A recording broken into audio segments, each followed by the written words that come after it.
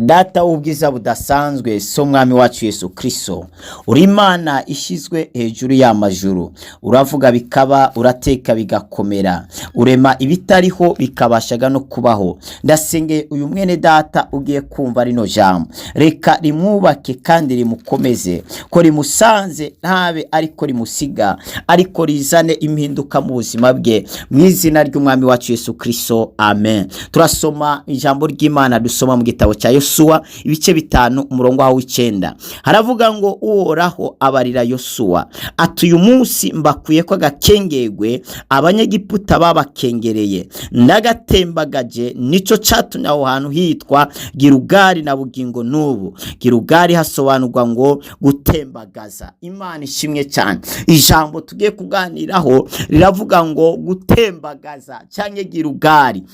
Ndumva ari ibintu Imana igiye gutembagaza mu buzima bwawe, byari byaritambitse imbere yawe. Hari ibintu byitambitse imbere urugo rwawe, hari ibintu byitambitse imbere urugendo rwawe, hari ibintu byitambitse imbere ya mariage yawe, hari ibintu byitambitse imbere y'akazi kawe, hari ibintu byitambitse imbere ya business zawe, hari ibintu byitambitse imbere y'inzozi zawe, hari ibintu byitambitse imbere y'ubuzima bwawe, ariko Imana igiye gutemba ivyo bintu. Hari abantu bitambitse imbere ubuzima bwawe kugira ngo baguhagarike bakubuze n'utera imbere. Hari byitambitse imbere uruvyaro rwawe, umaze imyaka wubatse nuraronka uruvyaro. Hari ibintu byitambitse imbere kugira ngo ntuvyare, ariko ivyo nyene Imana ije kubitembagaza. Imana ije gutembagaza agasuzuguro kari ku buzima bwawe. Imana ije gutembagaza amarira yarari ku buzima bwawe. Imana ije gutembagaza abasi bari barahagurukiye ubuzima bwawe. Imana ije gutembagaza amadeni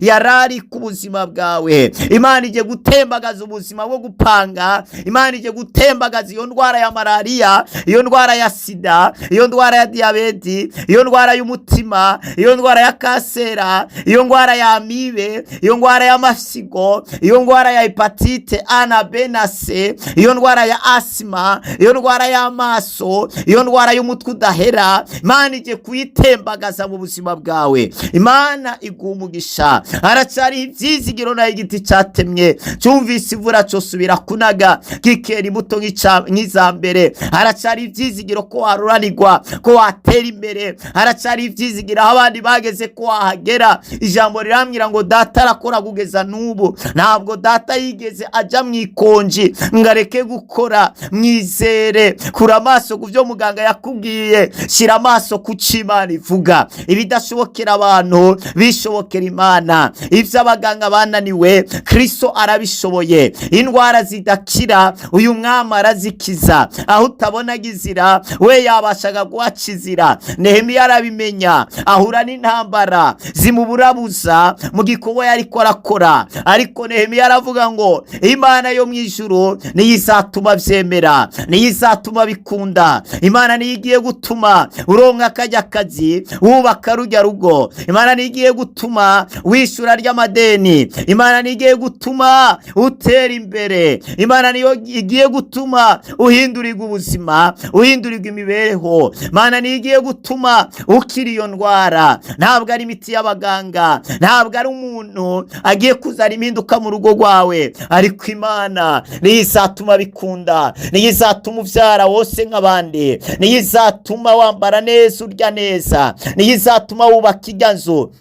Imana yo mwijuru niyo izatuma ugendera mu modoka nziza nk'abandi, niyo izatuma ugira agaciro nk'abandi. Niyo mpamvu ikintu cyose cyagutandukanya n'Imana uzatandukane naco. Ikintu cyagushira kure y'umwami, ikintu cyagushira kure y'Imana, ikintu cyagushira kure ya Mwemu Yera, uzatandukane naco. Tubayeho kubera Imana, aho uri ni kubera Imana, aho uzagera ni kubera Imana. Barakuroze biranka, ntako batagize ngo upfe, ntako batagize ngo ubuzima bwawe babupoteze, ariko Imana yarahabaye irakurengera, yarahabaye irakuzigama. Bugaye iburyo, Imana yugurura ibumoso. Bakamije akagezi kamwe, Imana yakugururiye akandi. Uracyariho, uracyahumeka. Arabifuza kubona wapfuye, harabateza imitego, harabakenya amenyo, ariko Imana iracyakurinze. Reka Imana ikomeze kurinda ubuzima bwawe, maze imigambi y'abanzi bawe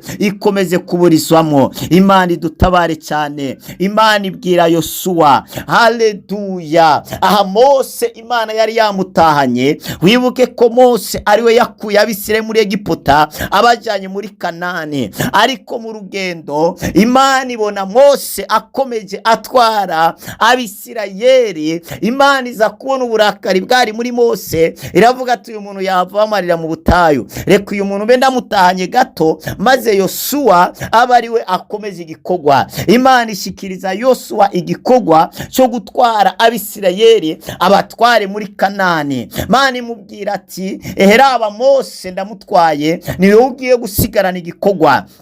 Yosuwa agira ubwoba, aravuga ngo sinabishobora, reka ndi umwana, ibi bintu ntabwo ndabimenyereye, ibintu ntabwo nabishobora. Imana imubwira ngo shikama shiramanga, erega uko nabanye na Mose niko zabana nawe. Nawe Imana iri kukubwira nshuti yanyu ngo shikama, shiramanga. Imana yabanye na Mose izabana nawe. Imana yabanye na Daniyeli mu rwobo rw'intare izabana nawe. Imana yabanye n'abasore batatu mu muriro bakava yari bazima.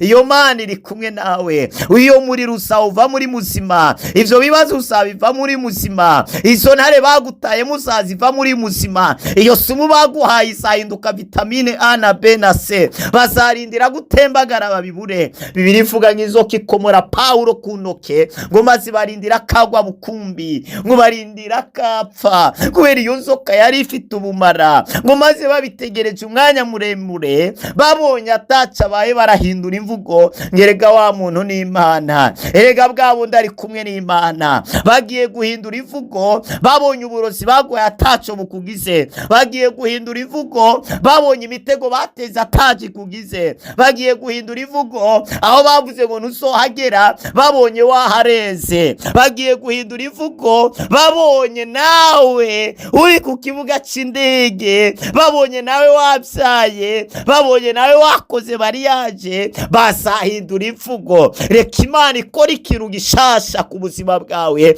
kandi kigaragarira amaso y'abantu bose, kizatume bahindura imvugo. Reka Imana ikuremera ishimwe rivuga, ishimwe rigaragara. Erega hari ishimwe utiriga uravuga, erega ari ibintu utiriga urahagarara imbere ngo uvuge ngo Imana yankoreye ibi. Hari ibintu abantu bareba gusa bakabona ati nukuri Imana yarakoze. Ujya ni wa wundi twari tuzi, ujya numwe twagendana, numwe twasangira, asigaye agendera mu gipira nka kiriya, asigaye ataha mu rugo nka ruriya. Reka Imana ikora ikintu kikarasuta la manderi basate, ikora ikintu gicange abasi bawe. Birivuga ngo rero Yoshua kirizwa igikorwa. Aha rero Yoshua hariya abana bari bavukiye mu butayu batari bwakebwe. Ikimenyetso cyo gukizwa muri ico gihe canke cyagakiza cyo kuba umukristo canke cyo kuba umuntu w'Imana kwari ugusiramugwa. Noneho Imana ibwira Yoshua ati hari abantu muri kumwe batarakebwa, ati rero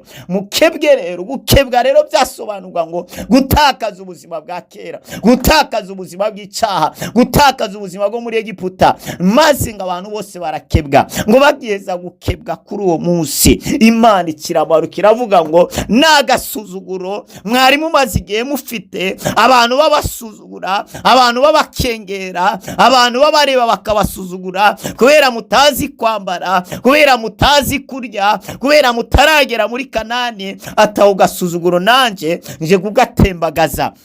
Wewe wari kuranyuva, bishoboka ko hari ingeso runaka yakunaniye guheba. Shuti yanjye urakeneye ko Imana itembagaza, ariko nyemerera iyo ngeso uyihebe.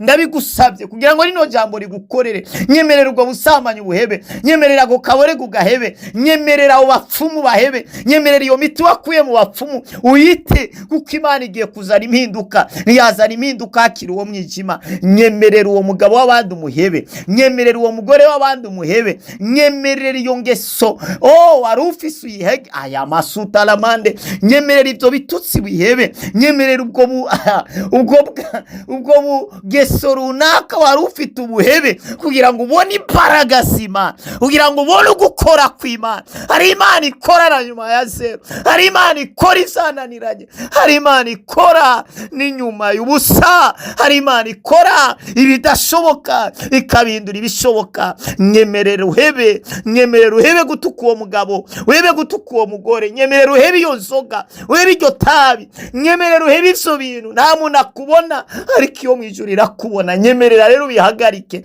nk'uko Abisirayeli ngo babigenje. Imana yahabwa icubahiro, ngo bafashe, ngo barakebwa, baheba ingeso zabo mbi, barakebwa. Imana ihitira amanuka, iravuga ngo mwanezereje, iravuga ngo mwanyubatse, iravuga ngo nishimye. Rero ko nishimye kubera mwihanye, kubera mwejejwe, umve rero agasuzuguro ndaje kugatembagaza. Iyi Imana itembagaje agasuzuguro, erega biraboneka. Imana yagatembagaje vya sawa sawa, nta muntu n'umwe atobibona. Reka Imana igatembagaze ku buzima bwawe. Abagusuzuguye ngo ntuzi kwambara, reka Imana ikwambike batangara. Abagusuzuguye ngo uri igishomeri ntacyo uzimari, reka Imana ikuzamura igutereka ahantu aho nabo bazajya kugusaba akazi.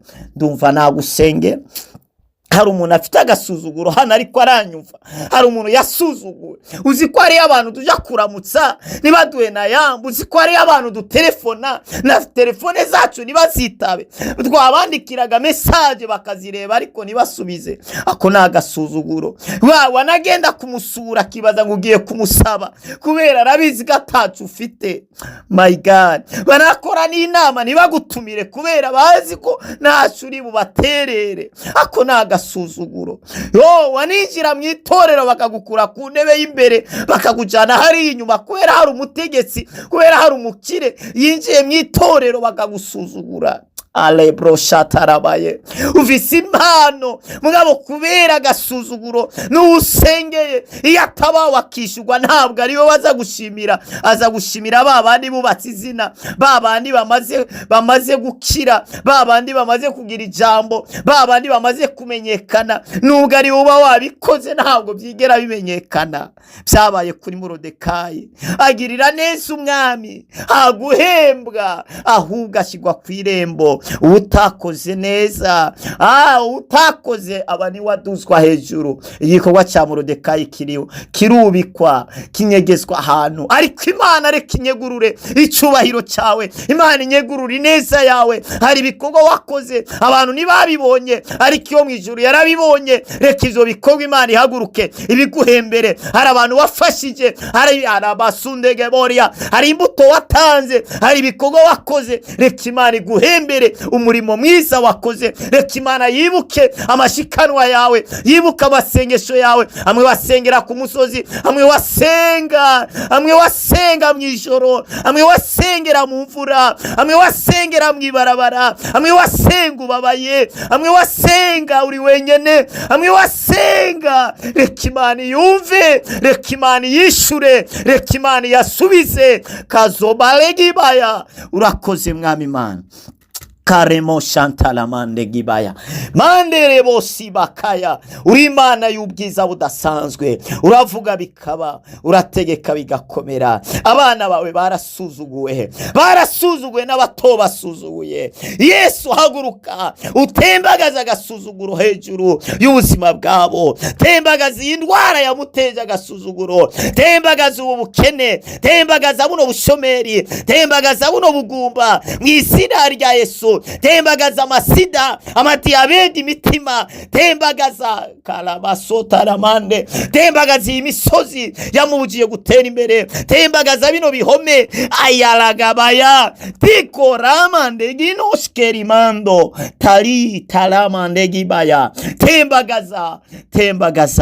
Tembagaza ubugumba, tembagaza amarira, tembagaza ubupangayi, tembagaza ya madeni, tembagaza kano gasuzuguro yasuzugwe n'abantu, abo bigendana, abo biganye, abo bisengana, arabamusuzuguye, abo bibana. Tembagaza kano gasuzuguro, uhindura ubuzima bwe, uhindura imibereho yiwe, umuhe ijambo hatararifite, umwemeza abatamwemeraga, umuhe kwemerwa imbere y'abakomeye, imbere y'abahambaye, umwinjize mu bakomeye, wugurure urugendo rwiwe, wugurure mariage yiwe, wugurure iterambere rye, ibyo wavuganye nawe uvyambika umubiri mu izina rya Yesu, amen.